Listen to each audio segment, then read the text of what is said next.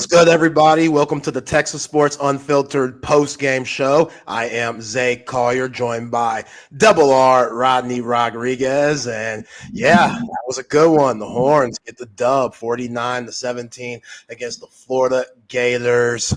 Good teams win, great teams cover, and the Horns did that. It was a 21-point spread. And the Horns, man, they obliterated that by a long shot. So, hell of a win. And Quinn Ewers, definitely the standout. The dude was flawless, coming in 333 yards, 5 touchdowns, 19 for 27 through the air. Quinn Ewers looked like he got that swagger back, something that Steve Sarkisian has talked about these last 2 weeks. Yeah, Rodney, it seemed like the bye was very beneficial. You go home, you regroup after a tough Vanderbilt win, and you get ready for what we're now in phase 3. And you beat down a Florida team that was pretty depleted themselves when it comes to injuries and stuff. And, hey, it don't matter. All you could do is play who's in front of you. This team did that. And if this offense is going to look like that for the rest of the season, then, hey, Longhorn fans, you have something to be really happy about. Say that was the thing that what you wanted if you were a Texas fan. You wanted this team to come out and really kind of let their balls hang the way that they were doing the first part of the year. I mean, you wanted them to come out and look like one of the best teams in the country, and they did. I mean, and it started from the very get-go. I mean, that first drive, the first 3 plays were first downs. Obviously, that first drive, it didn't end. But that was not really anything to where you were concerned that you were falling back into a slow start deal with the offense, because just the way that they were churning and burning right down the field. But this really is the thing where you mentioned right there, you just play every week, you just go out and win emphatically. I mean, the opponent, Florida, right here, you should win emphatically. You go out and you do that. You showcase yourself and put yourself back in those conversations, because they had slipped out of that. I think. And I think with this resounding win here, and this is a huge weekend, because it's about to get really good right now. And Miami's about to lose, it looks like. So, 28-23 with $1:52 left right there. So the U with Georgia Tech, things are going to get pretty radical right now. And you come out and you just take care of business. And that's all that you can ask for right now as you get into this final stage. Yeah, anybody could got college football. All the parity, transfer portal, guys stand 6 years and stuff. We got grown-ass men playing on the gridiron every Saturday. So, it's fun. Glad the Horns had a very stress-free game, and we're going to break more of that down. Appreciate all of our sponsors for allowing us to do the damn thing here on Texas Sports Unfiltered. Covert Bee Cave, 34 Wine and Spirits, audiovisual consultations, Clean Calls, Verde's Mexican Paella, Kenfield Golf Cars. We got Top Gun Rental and Law Equipment, Hat Creek Burger, Moonshine, Patio Bar and Grill, and Paul's Motor Werks. And hit us up on the Coda text line, 512-222-9328. Like and subscribe. Y'all know the deal here on TSU. But Rodney, this Florida team, and again, the narrative is going to continue to be Texas hasn't played anybody until the day after Thanksgiving. Yep. Nobody's going to give Texas any love for any of these wins, and that's okay. That's fine. You can't worry about that. You're in the perfect position, whether it's because you're a big-time brand name or not. I feel like at the time when you got those wins in Ann Arbor and beating Oklahoma, that's a rival game. It don't matter who plays in that game, even though Oklahoma's been struggling their ass off all year, that's still a rival game. Next week is going to be a big-time test, even though Arkansas, they're a little average. They're a little shaky too, but that's a rival game. Arkansas, they can't stand the Bird Orange. So these games, that they mean a little more to these teams, even though if they played other schools that aren't Texas, they might not get up for them. But all you can do is handle your business. This defense continues. I don't care if Aiden Warner's in there, Tim Tebow, Rex Grossman. I don't care what Florida Gators out there. They took care of business. And Aiden Warner, walk on, yell, transfer, I don't give a damn. They were all over the field. Trey Moore, my dog, Coach 420, let him know. I'm going to be on Chip's ass on Monday. Chill. Like, I won't be on him because that dude's been killing my man Trey Moore. And I said, it's just a matter of time. Let him get busy. Got his first sack of the day. He's always around the ball. Go back to the Vanderbilt game where he got the fumble recovery from Mookie Tav. Now in this game, Ant Hill punches it out, which Ant Hill, he's first team all SEC written all over him. But Trey Moore, he's always around the ball. You know, it might have taken him a while, but he's starting to figure out what Pete Kwiatkowski and Steve Sarkisian need of him.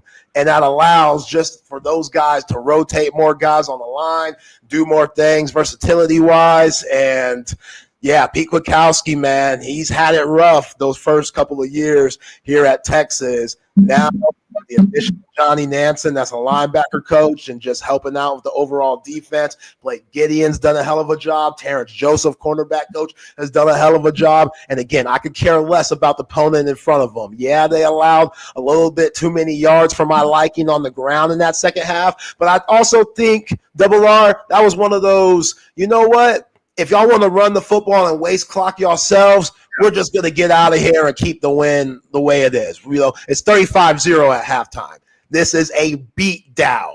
Like, take you behind the back, put the cover over the kids' eyes because you don't want them to be traumatized, ass whooping. That's what it was. So I think Sark and the rest of the coaching staff, they're very content with allowing Florida to run the ball a little bit. So I think those stats, they don't really mesh up if you didn't watch the game and understand what was going on. But, yeah, if Quinn Ewers is going to throw the ball like he did and this defense is going to play the way he did, this is what we've been expecting this whole time, Rodney. This is what you want. This is a national championship team. And, again, might not be tested, but they're going to get those opportunities in the upcoming weeks, and I think they're going to be ready for them.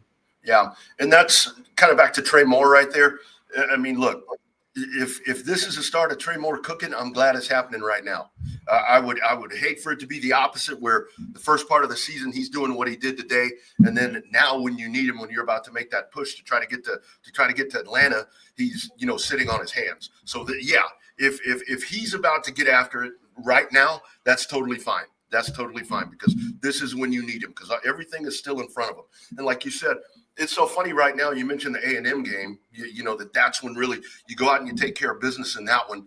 But isn't it funny how the schedule, how just the way everything has shaken itself out to where beginning of the year, you know, the consensus on Texas schedule was, okay, Michigan and OU and Georgia. Those three games right there, those are just going to be so huge. Well, you go out and you put the ass whooping to Michigan. You do that to Oklahoma as well. But, you know, obviously they're shells of what they were before. The Georgia game, you got beat. You got beat by probably the best team in the nation.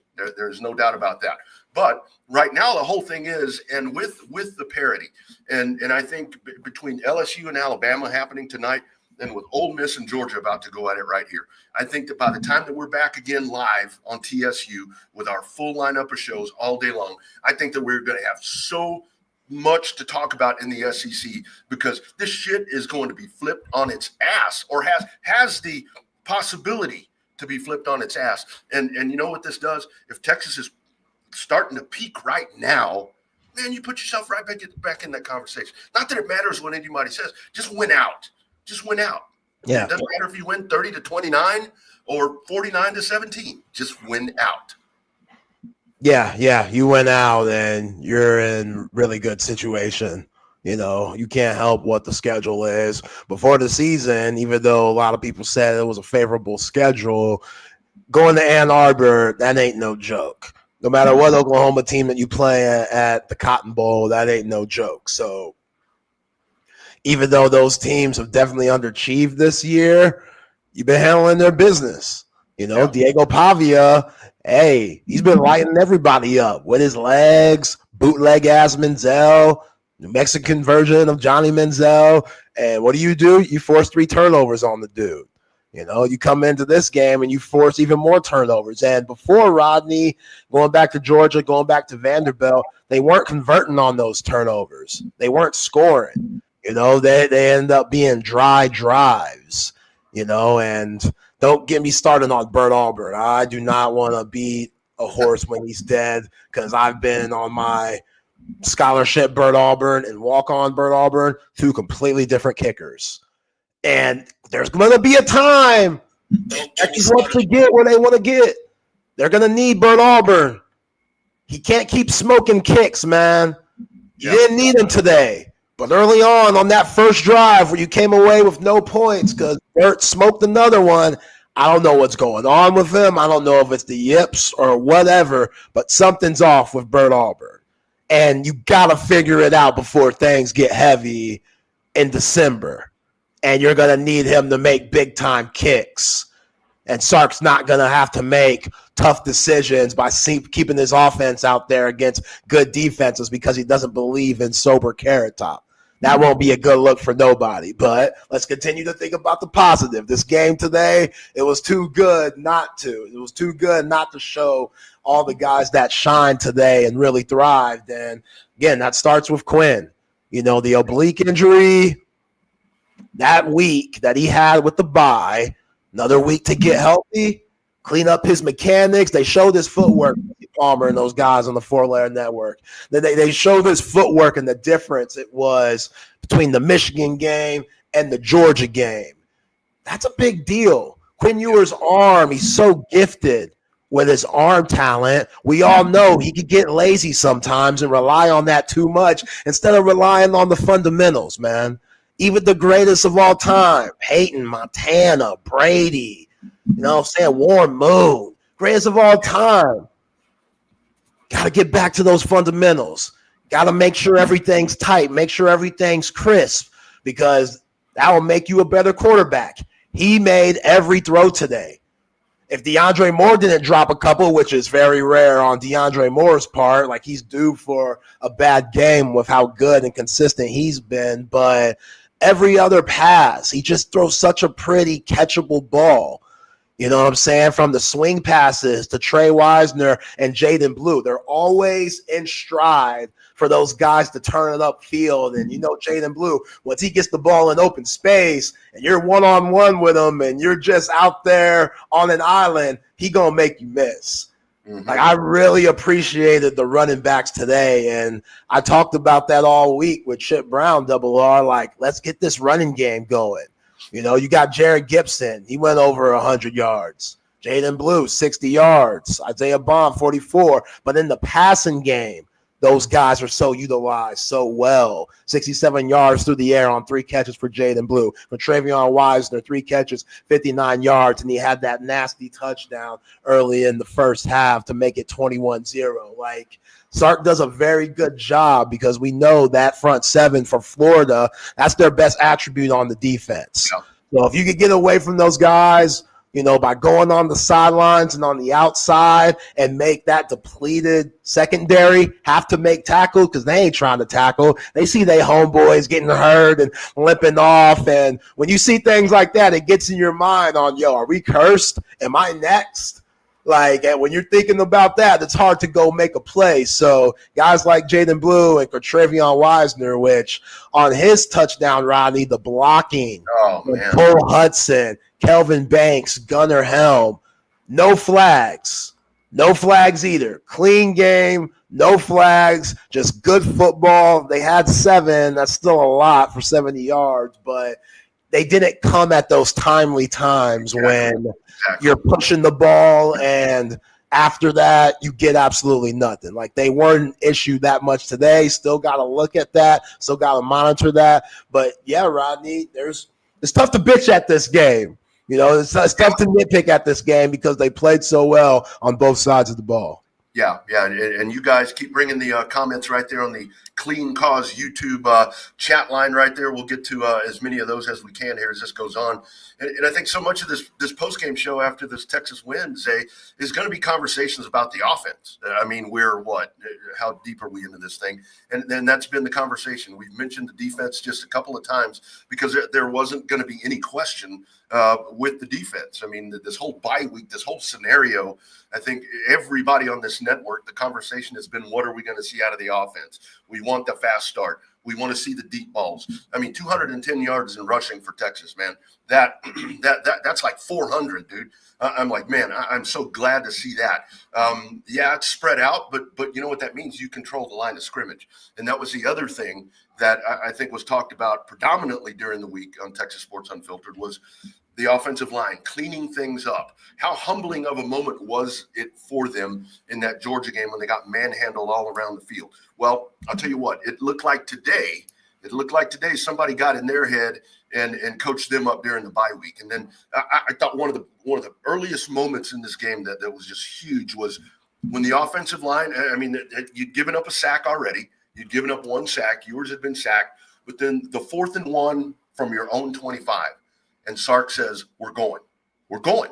He had that belief in his offensive line, and Gunnar Helm made that happen, for crying out loud. That was Gunnar Helm that converted that 3rd down.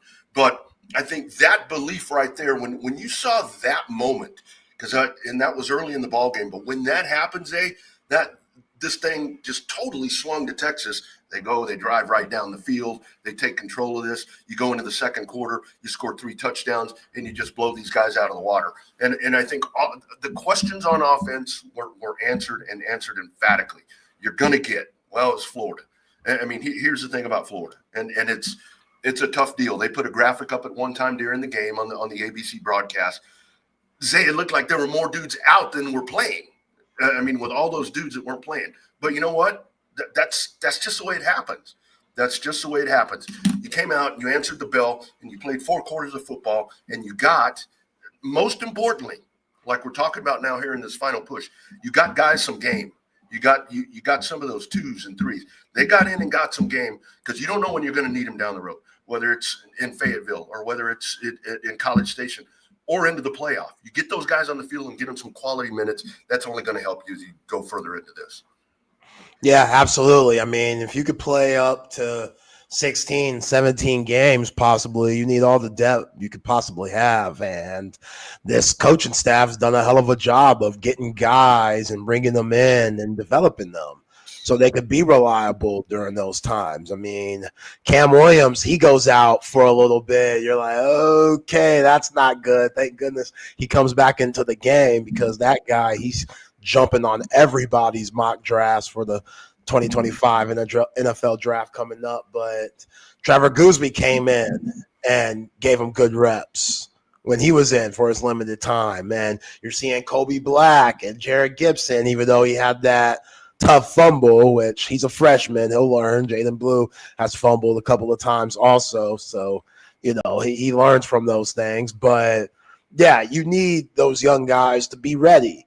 And you just never know when that one person's going to go down, like you see with Florida and the Horns. Yep. Thank goodness, knock on wood, they haven't had that problem too much, even though before the season it could have went that route with Christian Clark and C.J. Baxter. But, yeah, Trey Moore. Got to get Trey Moore his love again, man. Because that dude, I know it's probably been frustrating for him. I know a lot of people, including Chip and I, when you break down the stats and you break down his Pro Football Focus grades and you compare him to some of the other guys on the team that isn't getting the same reps. That's what didn't make sense. Like Colton Vasek isn't playing as much. Ethan Burke isn't playing as much. But Trey Moore, he's playing a lot on that edge. And look, he does a lot of things versatility-wise that maybe those guys can't bring to the table. Like you saw him today, he went out and got a tackle for loss when they tried to throw the tight end, or I don't know if it was a running back or tight end, but either way, it was behind the line of scrimmage, and Trey Moore early in the game, he ate that up. You know what I'm saying? Yep. Like he got his sack today. He was by the ball after that Anthony Hill forced fumble. Like it's coming along for him. It's certain guys, that just happens. He just had so much expectation and so much optimism when it came to UTSA and him being Defensive Player of the Year in that conference and the estimated number of money that he's getting NIL-wise to be here at the 40 acres. It wasn't adding up. It wasn't adding up for the production that we seeing from Saturday to Saturday, but I'm one of the ones, I know some of our other listeners been riding with me, believe in them still. Just a matter of time. Just let them figure it out. PK, put him in better situations for him to thrive, for him to shine. Because shout out to Sark, even though his production till the Vanderbilt game and now against Florida hasn't been what we expected, Sark still stuck with him. Sark still believed in him. When people were asking him questions on the podium, Sark never bashed Trey Moore, ever. He always said, this guy gives us a lot. He does a lot of things for us. He's a part of a really good rotation. Sark knows he could be better. Trey Moore knows he could be better.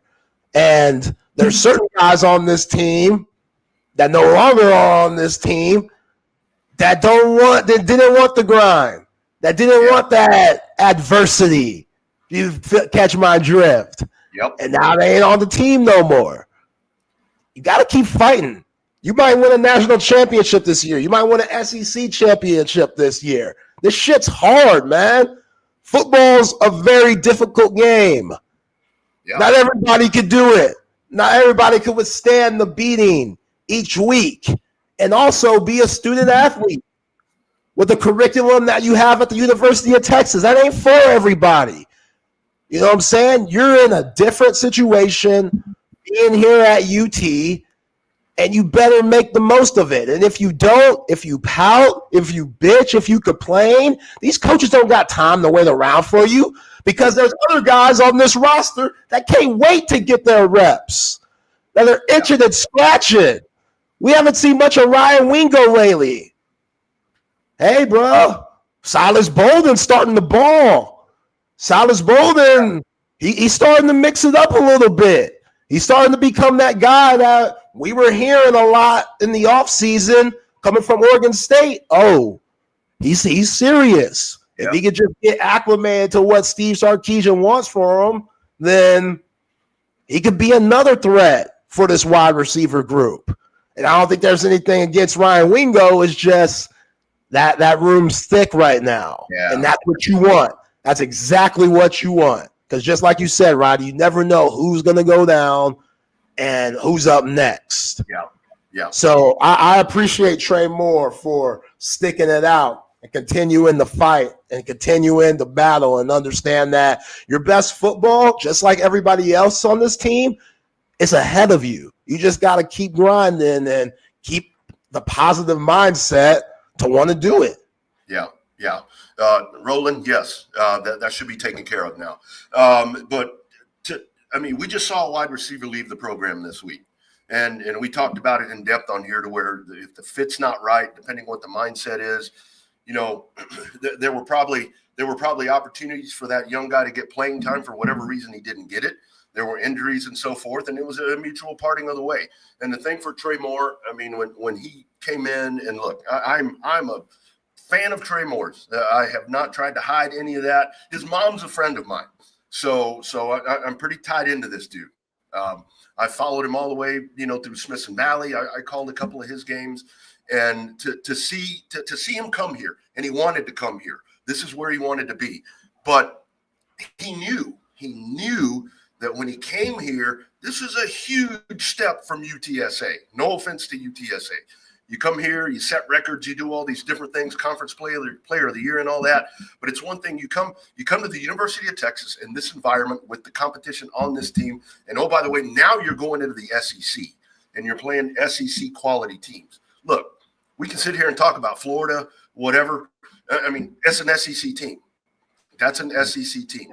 We talked about Mississippi State. I said before the Mississippi State game, well, things are going to be a little bit, it's going to get a little fightier than it has been because you're playing SEC. If you're on an SEC team, Zay, you're good. You're good because this is where the great athletes come to play college football. And for Trey Moore to break out like this today, the TFLs, the turnover again, and he's just putting himself in a spot right now. And Zay, this is really where you go back to on the defensive side to where you go and you sit and you watch this depth is so damn scary for the opposition because when you have, you're pretty injury free at the moment right now. And the front, the edge, the linebackers, you start rotating these guys around. I mean, these dudes in the secondary, I mean, they're back there picking grass. I mean, because nothing's going to get to that level.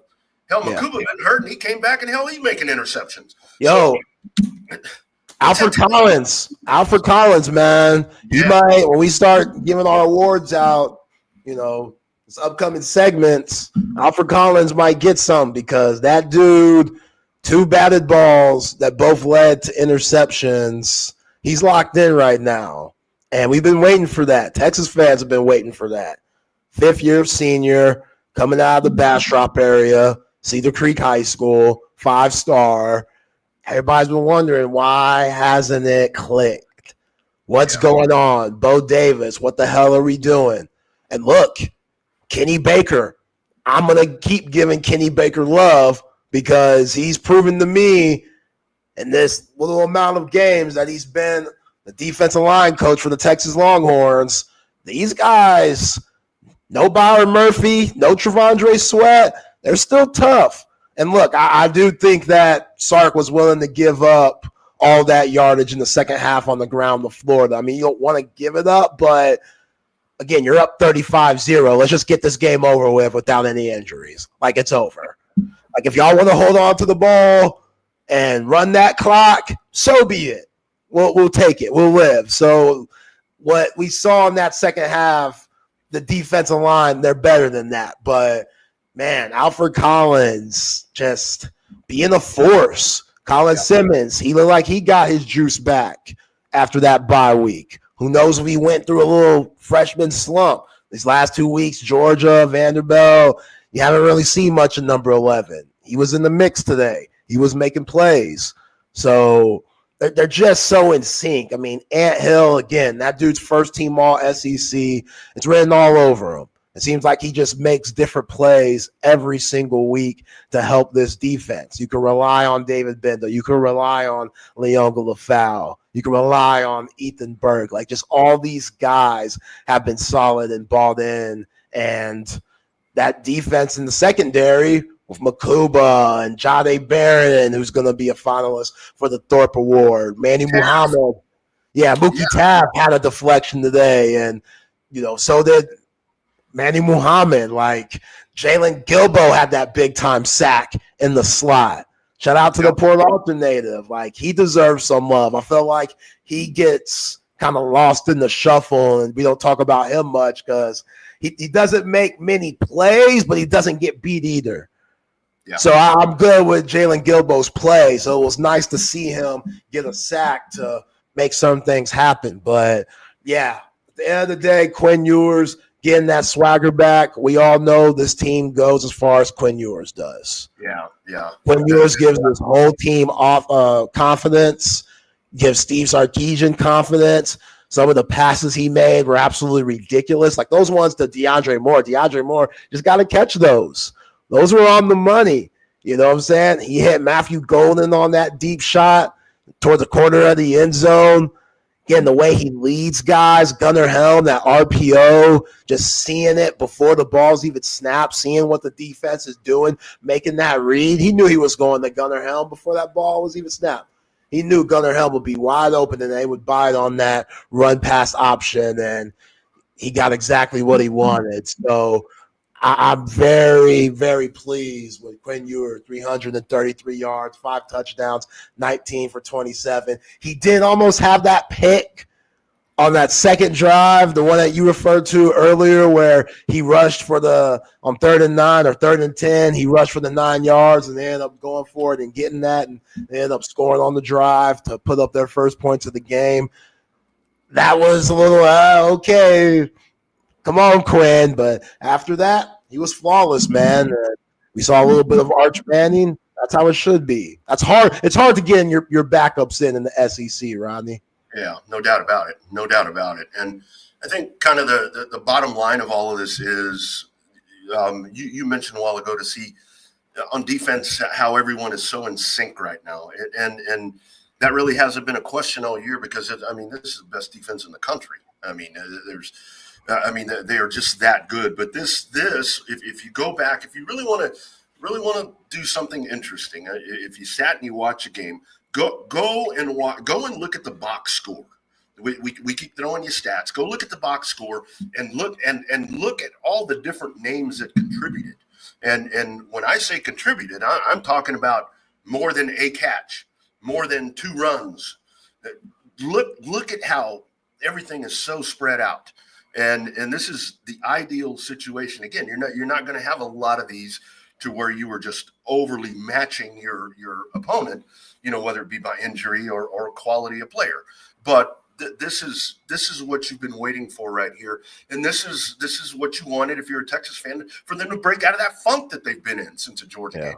I think that was still kind of hanging over the heads of these guys, to where, and they needed that time to get away, and they needed people to tell them, they needed people to stop believing in them, I think is what it is, Zay. I think because they haven't been in the conversation very much anymore. Yeah, they're sitting there at number 5, but all of these different scenarios for them to get to, whatever. Well, they can't beat Georgia, all of this. And, well, LSU. But I think that this is a game that's going to go down where you just come out, you do it at home. You re-energized your fan base, eh? That place was, obviously we weren't there. I could hear on TV, those folks were just pumped. And I think that was super important too, because I think some people may have been, not checking out on this team, but maybe thinking some of those goals that are still there, maybe they can't attain them. Maybe they can't do that anymore. I guarantee you after today, people are going to be back on that wagon. Yeah, that UTSD is real, but yeah, Double R in the building. I am Zay Collier. The Horns get the dub 49-17 against the Florida Gators. The Horns are now 8-1, 4-1 in the SEC. Let's get to some of the mentions. Shout out to Clean Calls, the Clean Calls YouTube line. Keep hitting us up there. Clean Calls, better for you beverage on the mission to support addiction recovery. If you want a healthier boost with 160 mg of organic yerba mate, and you don't want to have that crash, all the jitters with sugar like coffee and energy drinks and stuff. The flavor, the product, sparkling 0 calories, sparkling water, non-carbonated yerba mate. Clean Calls is what you need if you want to get through the day and feel good about yourself. And look, best of all, every time you buy Clean Calls, 50% of the net profits go and support addiction recovery. They have donated over $3 million so far, and they're just getting started. Clean Calls, better for you boost, and help make a difference. All right, Double R. No, appreciate you, homie. Appreciate you, man. Always looking out for us. Every post-game show, though, always holds it down. Can't do it without the folks out there, our listeners. Like and subscribe. Texas Sports Unfiltered, the best in the business. Man, got my words a little choked up today, man. I'm still hype on this game. You were that blown away. I'm not blown away. I'm not going to lie. I'm not blown away. I'm not going to lie. I did have Texas covering. I didn't think it would be like this.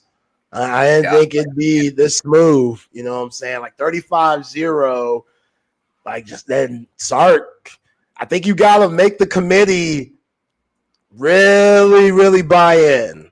Just because even though it's Texas, the brand, everything that goes into that, there's going to be that narrative of you haven't played no damn body. So if you're not playing anybody, you got to blow these teams out that you're apparently not playing. You want to go into Fayetteville next week and run it up on them. Yep. Early.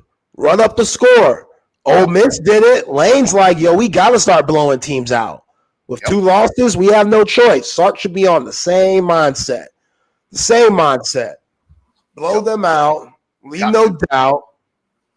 Win these next 3 games. Get to Atlanta. And feel real good about yourselves once the college football playoff ranking comes out. Like, you can't beat that. Again, it's not your fault that the schedule, it is what it is. All you can do is play who's in front of you.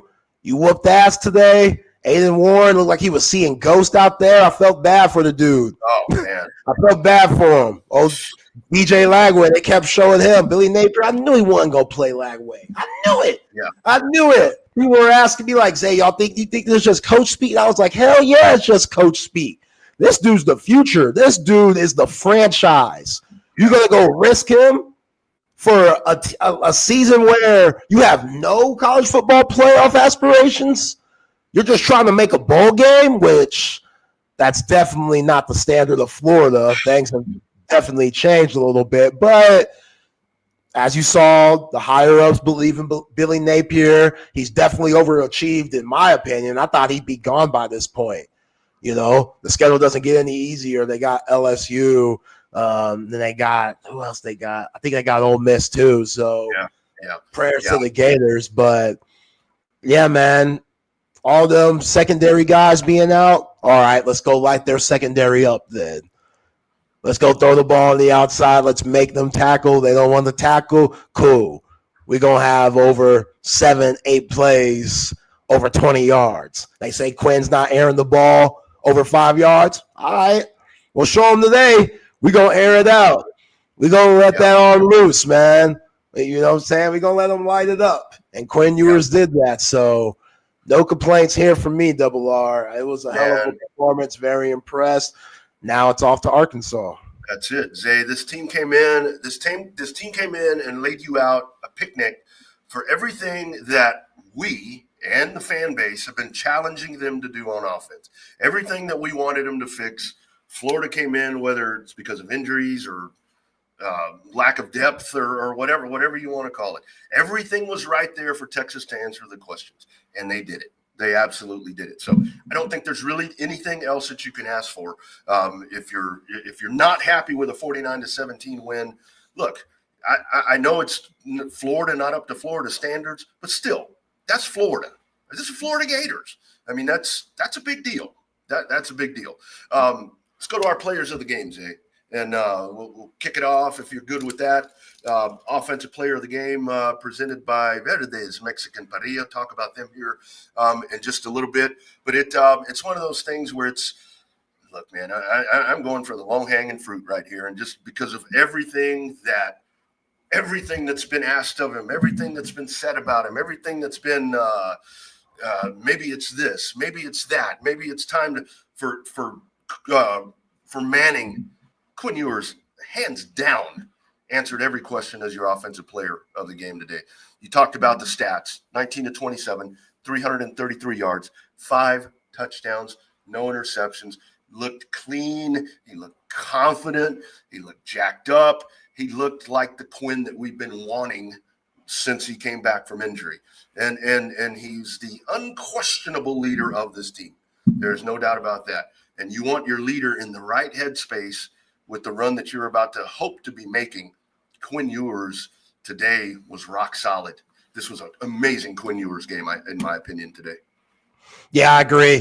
He's my MVP also. He put on an absolute show. The ball was just so pretty coming out of his hands. It seemed like on every pass, there was just he was trying to make a point today. I think he wanted to shut up all the haters, you know, whether it's Texas fans or the outside world, that, yo, when I'm right, when I'm healthy, I'm still one of the best quarterbacks in the nation, and I'm on the team that has a lot of juice, a lot of guys with crazy track-like speed. And if I get those guys the ball, even if they are quote-unquote easy passes, they're going to make me look good and make my quarterback rating go up. So the dink and dunk stuff, I never had a problem with it. When everybody was complaining about the short passes and stuff, like, yo, okay, like Sark said, scoot the hell up. If they're not giving up the deep stuff, then don't take it. You got to be a disciplined enough team to sometimes dink and dunk your way up the field. Mm-hmm. And Quinn Ewers, with all the turnovers these last few weeks, you know, just he hasn't played in all the games this year, but he's had a lot of turnovers. That's a little worrisome. So for him to be clean, 0 turnovers, 0 interceptions, I didn't see any batted balls today. Nope. That's all you could ask for. 5 touchdowns, 333 yards, 19-27. Like, the dude was money, absolutely money. So that's exactly what he needed. That's what Sark needed. That's what this offensive line needed that played a lot better today. And now it's just about staying consistent.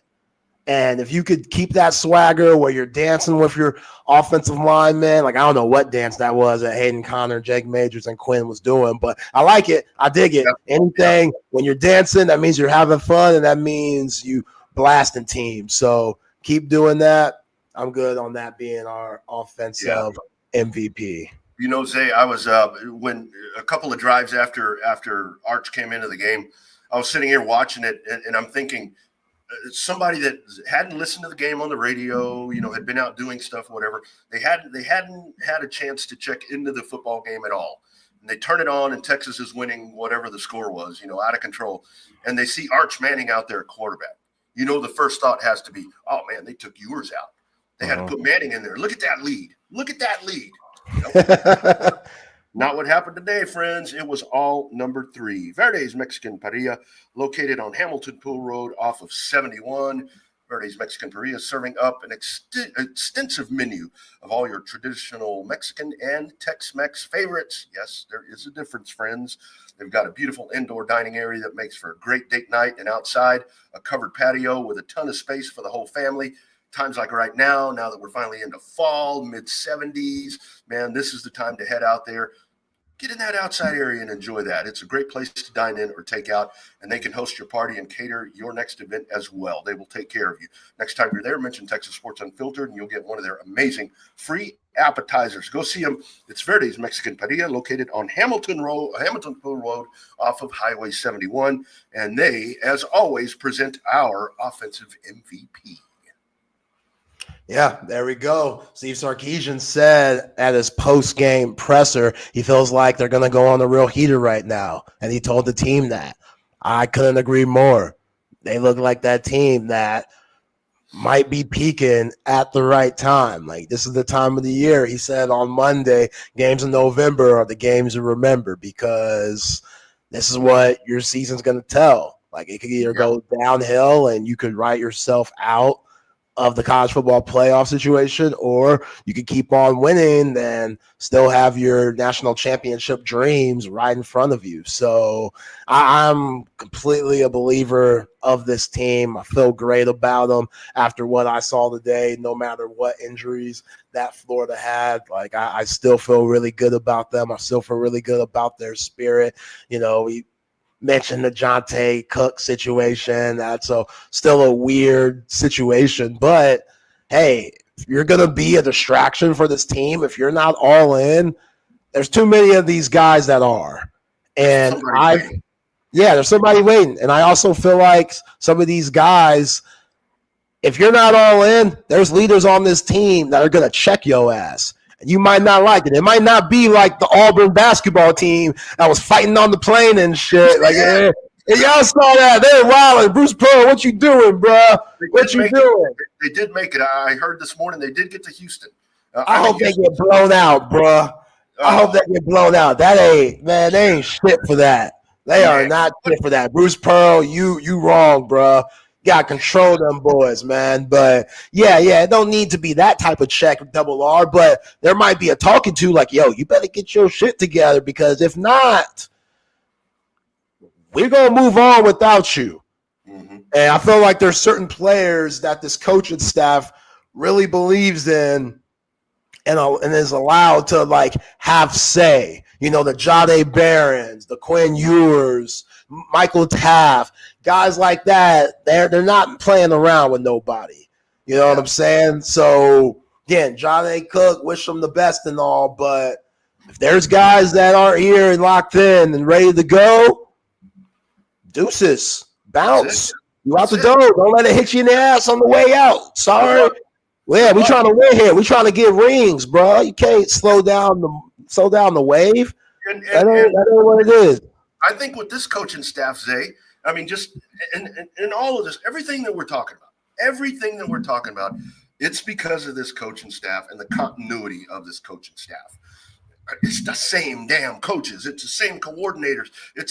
Maybe the strength coach changes, but it's the same. I heard the guys on TV talking about this, but I've been talking about it all year, so I'm not stealing nothing from them. You've got this core unit where and with the competitiveness of these players and how good they are to control all of that.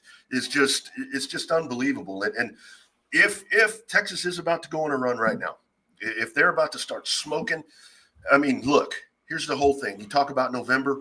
Here we are, 9 of November. We're here. There are teams that are playing today. We said it at the beginning of the program, that are playing elimination games right now.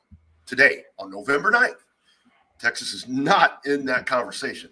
So just the fact, maybe they haven't gotten here the way that we want them to get here, but they got here. And now it's time to just finish the job. Finish the job. Yeah. None of that shit matters, because after today, a lot of things are going to change, in my opinion. Yeah, and you good. I've been saying I only need one ACC team. I only need one Big 12 team. Yeah. That's all I need.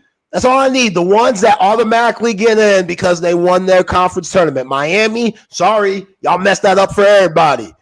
You know what I'm saying? SMU probably like, damn, Miami, now we have to beat y'all. We have to win out, because there's only going to be one team taken in the ACC since the Hurricanes go down against them tech boys, them smart boys, them technology boys down there in Atlanta. They got them one. Yeah, BYU, don't slip up. Iowa State, they already messed up. Colorado, watch out. Y'all going down to Lubbock. Be careful. Where's Utah? They were going to dominate this league. Be careful.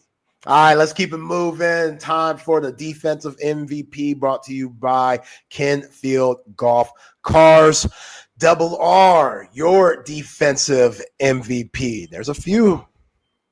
Man, I gotta go to Trey Moore. I've been waiting all year to say that, because even when I am not able to do the post-game show with you, I still pick these anyway, and to hear what you say, and I've been waiting all year to say Trey Moore, and this was the Trey Moore that you've been waiting for. I mean, we watched him all of those years, and like I said, I watched him even further back. And you knew it was just there, and it was just waiting to happen. And it's still just so impressive. The tackles for losses. He's just so fast. He's so fast, man. You can't. I mean, this dude will run right by you. And to see him do what he did today, you talk about going on a heater. You get that dude hot, and it's just, emphatically for me, Trey Moore. But it's still hard to pick, because the defense. Isn't that the funny thing where it's like, I think time of possession at the half, Florida was winning time of possession. But it's like, they're sitting there holding the ball, but they ain't fucking going nowhere. Yeah. But Trey Moore, break out, my man. Smithson Valley, for crying out loud. Yeah, Florida won the time of possession, 32 minutes to Texas's basically 28, 27, 54. So that's what I'm saying. Like, if they wanted to move the ball on the ground, we'll give them that, and we'll get out of here as healthy as we can. But, Trey Moore, proud, man. Proud for the dude, because I know it's been tough. Been tough. And, if he could go on a heater like you said, Double R, then this Texas defense is going to take another step, and they're already one of the best in the country. For me, the defensive MVP, brought to you by Kenfield Golf Cars, I got to go with the Bastrop native, Alfred Collins.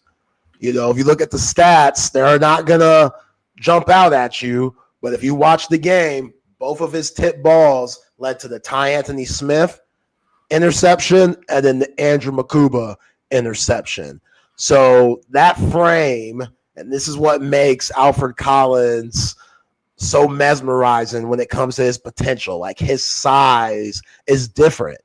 His size says first round written all over it. It's just his motor hasn't fit that size throughout his Texas tenure. And again, going back to Kenny Baker might have brought some things to the table that Bo Davis could not, whether it was encouragement or motivation or just straight up technique and fundamentals and things that he's learned over his time that might help Alfred Collins. Vernon Braun's already said, my game's completely changed thanks to defensive tackle coach Kenny Baker. So I can't help but think he's doing that for the rest of this interior defensive line. And for Alfred Collins just to make those type of plays for the Horns to get the ball back and then finally go score on those turnovers. Yeah. I can't make that more of a bigger point. Like, they haven't been doing that. It's one thing to get a turnover, but if you ain't scoring on it, then you really ain't delivering those haymakers to the opposing team.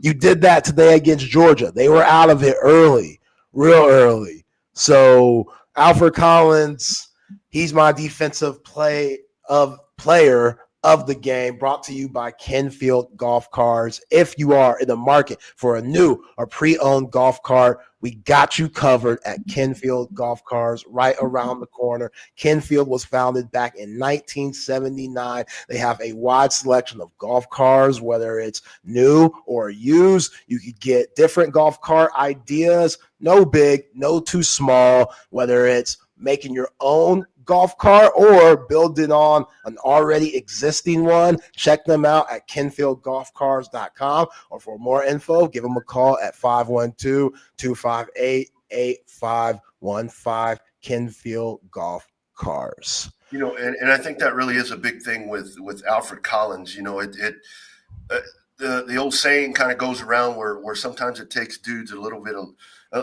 longer to grow into themselves. A lot of times that's more on the physical side, but maybe this has been on the mental side, where it took the right person to get in his head, or Zay, it may be that it took the right person to get their foot in his ass. We don't know, but the answer and the result is very, very clear, because this is where you wish you had 3 more years of Alfred Collins, because it's like, man, imagine this, Yeah. But it's really good to see it happen. It's really good to see it happen. And got to represent Bastrop County. Really good stuff right there. Talked about Florida coming in, obviously 49-17. Final score is Texas wins to keep rolling. We do our tip of the cap here on the postgame show, presented by Top Gun Rentals and Lawn Equipment. And that's, acknowledging the opposition for the Longhorns on whatever given Saturday, and kind of singling out players that you kind of tip that cap to and say, hell of an effort. I mean, when you have games like Georgia, it's like, we don't really want to do this category, but in the wins, it's like, yeah, that's a fun one to do. So, Zay, I mean, your thoughts, my friend. Tip of the cap.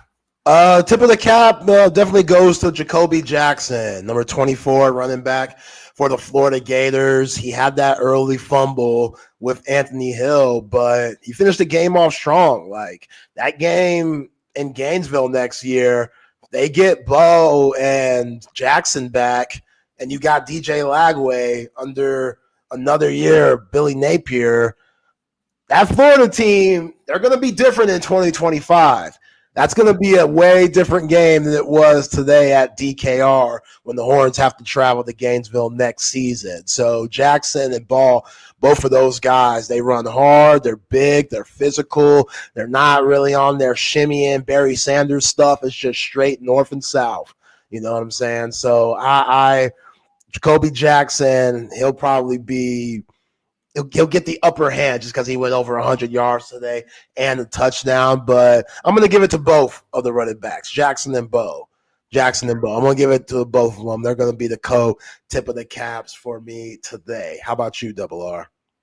And those reasons that you mentioned, that's why I'm glad that Billy Napier gets maybe the seal of approval on coming back, because I think there's a lot there for him, and I don't think you disrupt that right now if you're Florida. Zay, I'm actually going with Aiden Warner. I'm not going to go through his stat line. I'm not giving it to him. Why not? I'm not going to give it to him because of that, my brother, because, okay, let's do it. 12 of 25. Yeah. 2 interceptions. Yeah. But this dude, he's a Florida kid. He transfers in from Yale. And my thought was, okay, well, he must have studied out at Yale. No, I don't think he ever played there either. So he gets thrust in last week, and then he has to come here. He has to come to DKR to take on that defense with all of these weapons that we're talking about. And the dude just kind of kept going, he'd brush himself off and pick himself up and get back on the field. I saw him get hit there, couple of late hits right there, and he just kind of got himself up, and he just kept on. And this goes back to everything that you're talking about right there, where you got this dude, you're gonna have him in your fold. Is he going to be your starting quarterback? You hope not, but you hope that you have a viable option. You hope maybe you have a Cooper Rush type of guy right there, where it's like, okay, when you need him, you can stick him in there. Maybe not against the number one defense in the country at their own place, but you can put him in there and he'll be serviceable. He kept on. He didn't check out. He didn't do Anthony Richardson. He just kept on. Just kept on. Yeah. He's in the ice tub right now, but he just kept on. Man. Yeah. The dude that's hard. I'll give him that. The dude that's hard. He's a walk-on, and he definitely looked like it, but hey, I'm sure his parents are proud, family's proud, Florida fans as proud as you can be for a walk-on that's not supposed to be out there trying his best against arguably the best defense in the nation. So good for you, Rodney. That was good. Yeah. A little bit of a heart, I feel for the kid. I feel for the kid. Very kumbaya. He got tackled a lot today. Like our friends at Top Gun, they're ready to tackle any job that you have. They offer an extensive selection of rental equipment for everything from small home projects to large construction jobs with the biggest brands like Stihl, Hustler, Toro, Walker, DeWalt, and more. All of those and more. Our man Brandon Mars and his team will hook you up with whatever you need to get the job done. They are the number one source for all of your equipment, rentals, and sales and supplies. It's been that way since 1996, so they've been doing it just a little bit. 2 Austin area locations, one in Anderson Square up north and the other down south in Buda, topgun.net. Top Gun will shoot you straight, and they present our tip of the cap each and every postgame show right here on Texas Sports Unfiltered. That's right. Texas Longhorns get the win to go 8-1, 4-1 in SEC play over the Florida Gators, 49-17. Time for the offensive play of the game, brought to you by Hat Creek Burger Company. There's a plethora of offensive plays that we could go through. Rodney, what is yours? Excuse me. I mentioned it already, and it's kind of a boring pick, but the 4th and 1 was big. I really think the 4th and 1 was big because that was a huge gamble, and it showed the confidence, and it showed the belief in the coaching staff in just not so much being able to convert the play, which is obviously the goal of going for it on 4th and 1, but the confidence in the offensive line, which it still felt a little uneasy at that time, and the confidence in the running game, and because you know that you're going to have like a Gunnar Helm that's going to make the play happen right there. But I think that was just a huge moment right there, because if you really go back and tail all of this, that's when really everything just sprung.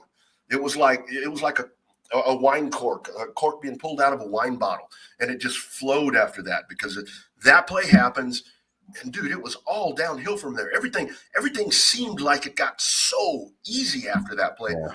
And all you had to do was gamble on 4th and 1. But you know what? I can build that up as much as I want. But if you don't make it, Florida gets the ball, they're probably only going to get 3 points. But they keep that scoring streak going. So good for them. But, yeah, absolutely. I think that was a massive moment in this contest. Yeah, that was a great point. That was the second drive of the game. Quinn Ewers on the 3rd and 10. He rushes for 9 yards, and you're on your own 24-yard line. That's risky business in the SEC, and I think Sark understood what Florida had on the other side with their offense and how limited they would be. So, yeah, you got to give your offense a confidence. You got to let them know, hey, man, I'm with y'all. We're a good offense. We're a really good football team. We're a tough physical football team. Georgia, they definitely humbled us a little bit, but let's get back to doing what we do best, and that's putting it on other teams. So they sent Jared Gibson out there. He gets the yardage that they need, and then the Horns, they go on to score on that swing route to our fake screen swing route to, I want to say it was Jaden Blue, and they end up hitting Matthew Golden in the end zone from the slot on that wheel route. So, yeah, that you're right. Everything got easy after that, and Quinn Ewers 5 touchdowns later, taking the seat in the second half. That was all she wrote. So, Yep. that was good, Rodney. That was a really good offensive play of the game. For me, I think I'm going to have to go with Contravion Wisner's screen pass for 50 yards for the touchdown to make it 21-0. And that's just because of the teamwork that you saw on that play. Like everybody's going to look at Contravion Wisner's run and, how fast he was and the fact that he got the touchdown. But Kelvin Banks, he made a championship block. Cole Hudson, who was in for DJ Campbell. We know those guys, they substitute with one another. He came in and made a good block. Gunnar Helm made a good block. And there was no flag there. It was a clean play. A lot of guys stuck their nose in there to make clean blocks, something that we haven't seen these last few weeks, even though they had 7 penalties, a little bit too much still, but you got better. You're slowly improving. Just have it whittled down more and more every Saturday, and you'll really be good. But, that was a big-time play because, again, I think that was the first play of that drive. And that was just another haymaker to the gut of the Florida Gators. So, it was just the fact that all of those guys, willing blockers, getting their hats on somebody, driving them, and allowing Contravion Wisner to make a big play. And those are those easy passes for Quinn Ewers. Those are the ones quarterbacks love, where you could just throw it out to the sideline and let your running back do the rest. So, this offense was flying on all cylinders, and a couple of good plays there for the Hat Creek Burger Company offensive play of the game. Hat Creek Burger started as a food truck on Star Bar on West 6 back in 2008. Now they got 26 locations across Texas, Waco, Temple, Houston, Dallas, Austin, and San Antonio. Despite their rapid growth, Hat Creek remains the same. Great food, good folks, good fun. It's that simple. Get your world famous Hat Creek burgers, salads, nuggets, fries, shakes at any location. Again, 26 of those locations across Texas, one near you. Check them out at Hat Creek Burger Company. All right, Double R. Got the defensive play of the game brought to you by Moonshine, Patio, Bar, and Grill. What you got for us? So I was really on the fence right here because I was going to go with the Smith interception at the end of the first half. There in the second quarter, because it wasn't anything where Florida was really making an effort or not making an effort, but threatening, I guess I should say, at that point, and that kind of stalled that. But as soon as that happens, then we have halftime, and then we start the third quarter. Florida gets the ball, and you're thinking, okay, let's see how the Texas offense comes out. And I go to that interception as my defensive play of the game, the Andrew Makuba interception, because that right there was an emphatic statement by the defense towards, like, don't think you're getting back in this game.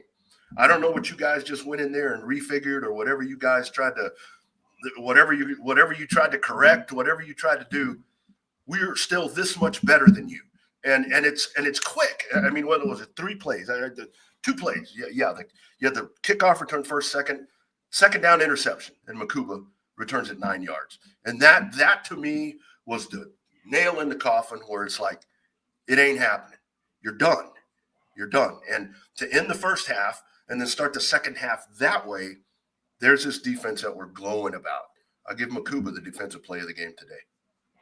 Yeah, there was a lot on the defense too. This defense, they have a lot of pride at every single position, from the safeties, the corners, the linebackers, to the D-line. All of those guys have been making plays all year long. And for my defensive play of the game, brought to you by Moonshine, Patio, Bar, and Grill, I'm going to go with Jalen Gilbo, because I think he's a guy that gets lost with all these stars. You got Jade Barron, all these personalities, Anthony Hill, and just Mookie Taft. I think Jalen Gilbo gets left out sometimes. And not because he's bad, not at all. He's so reliable. It's just nothing stands out. He's made some plays here and there, but today he had that huge sack Yep. to force a fourth down coming from the slot position. And it's like finally he gets some big time love where Longhorn Nation can see how good and important he is to this team. Because we forget, Rodney, this guy, they moved Jahdae Barron from that star nickel position. They put him on the outside as a corner. So those are some big shoes to fill if you're Jalen Gilbo. And the big reason why they did that is because how reliable Jalen Gilbo is playing that nickel star spot. So that low key could be a huge reason why this team has so much success, because we didn't know Jahdae Barron would be this good on the outside, and if Jalen Gilbo wasn't that good, then Jahdae Barron wouldn't have moved. But Jalen Gilbo is that good that it makes Texas even more versatile than they already are. And it's fun for Pete Kwiatkowski. And when he has these different formations and different schemes and stuff, like they're having a good time game planning because they could beat you and affect the game in so many ways because they have so much talent. And I'm glad Jalen Gilbo is getting in the mix. Like, he definitely deserves that. So that's my defensive play of the game, brought to you by Moonshine, Patio, Bar, and Grill. Moonshine, a place that takes you back to a simpler time, comfortable, familiar, relaxed, easygoing. Moonshine greets guests like family, serving up a great cooking experience, innovative, classic American comfort food. Moonshine's menu satisfies you with a big city taste. Visit our friends at Moonshine, who have been doing it for over 20 years. It's absolutely delicious. The downtown location, Avery Ranch location, both terrific. Dinner, brunch buffet on the weekends. Check them out. Go to moonshinegrill.com for different information and make a reservation at Moonshine Patio Bar and Grill. Absolutely. Great day to be a Texas Longhorn fan. Great day to relish in a super important victory because, I know it's Florida. I know it's a Florida down team because that's going to come up. But you needed the breakout game and the bounce back game. And I think that's what you got today. So super good day. The last word. So let's go in here, and our friends over at Paul's Motor Works, they will present the final word here on the Texas Sports Unfiltered postgame show. Just kind of how we wrap it all up, how Zay and I wrap it all up as to put all of this in a nutshell. And the best thing about it is, Zay, go back to the Georgia game. I remember when we sat here after the Georgia game and the final word, we were like, man, I really don't know what the final word is. But on a day like today, and again, it's not that everything is fixed, but you come out and everything looks really good. Your final word presented by Paul's Motor Works. Yeah, really fun day. I mean, you don't allow a point in the first half and you rack up 35. That's tough to do, no matter who you play. Like, this is the SEC. There's a lot of dogs on that Florida team. There's a lot of former 4-star and 5-stars, just like you have at Texas. So even with the injuries, putting it on them like that was really impressive. Quinn Ewers got your swagger back, dog. I don't know what it was, whether it's the oblique injury or you just needed time to yourself to go hunting or do those things that Quinn Ewers does, drink some more Dr. Pepper or, watch Hulu, all them endorsements that you got, whatever helped and put you in that groove to give you numbers that you've never had at the University of Texas. Like, he's never had a 5-touchdown game like that before. So Quinn Ewers, man, salute to you. 333 yards of the air, 19 for 27, 5 touchdowns. He did whatever he wanted. And shout out to this offensive line. They were moving guys. They were pushing guys around. They were pulling when it came to the screen passes. The running backs were terrific in open space. Jaden Blue, Travion Wisner. Sometimes you might not win all those battles in between the tackles, but can you still make plays when you could catch the ball and gain yards after catch? They did that today, and I could hope they could continue to do that for the rest of the season because you're going to need those guys. And the defense, hey, 3 turnovers again. It seems like every week they have 3 turnovers. Alfred Collins, 2 tip passes that led to Ty Anthony Smith, Andrew Makuba's interception. You got Anthill going Derek Johnson and punching the ball out so Trey Moore could scoop it up and give yourself really good field position where you go in and score. You're finally scoring after those turnovers. So the complementary football is getting better. That's what you want to see this time of the year. Very impressed with this performance. Now you get ready for the Razorbacks. That's right. You get a good offensive day. No, you get a really good offensive day on a day that you really hope that you would have a good offensive day. Are all the questions answered? No, because it's going to go back to that was Florida, and that was a beat up Florida team, and be ready for all that. But the whole thing is that my hope and my final word will be that I hope that Texas was going to come out and they were going to play with a sense of urgency, and you weren't going to have the mistakes, and you weren't going to have all of that, and they didn't have it. They didn't have any of that happen to them. They came out with good energy. They came out and controlled the lines of scrimmage. And, the defense, I mean, I'm just taken aback by watching this defense because there are just so many different players like you're mentioning right there with Jalen Gilbo. And when we talk about David Benda and all the guys that maybe aren't in the starting unit, but they come in and they're making all these different plays and they're maybe they're role players or whatever, but they fit into this so well, and the coaching staff controls all of this so well to allow them to flow as a great unit like that. We mentioned Bert Auburn. Man, that final word on that is, I need to get that cleaned up because you're going to need that. That. He's the only thing that scares me, really. Yeah. The penalties, that could come up again. Maybe Quinn Ewers could get back into that funk. Those things don't scare me as much as Bert Auburn right now because there's going to be those moments where you might need him in the clutch, and he's missing gimmies. He's missing easy shots that he's knocked down throughout his career at Texas. And I joke about him being a scholarship player now, but something's going on. Yeah. We're about to get off air, but something's going on, and you want to stay positive, but that's just something behind the scenes that Longhorn fans should pay attention to. But appreciate everybody for rocking with us here on the Texas Sports Unfiltered post-game show. I am Zay Collier. He is Rodney Rodriguez. Hey, hang on 1 second, Zay. Got to tell him about Paul's. Right now. Paul's Motorworks, providing complete foreign and domestic automotive repair in Austin since 2000, specializing in BMW, Mini Coopers, Mercedes, Audi, Volkswagen, and Porsche. They do a lot more than that. Routine oil changes, brakes, all of that stuff. Our man BK gets all of that done there. Don't trust your car to anyone. Trust your car to the great people at Paul's Motorworks.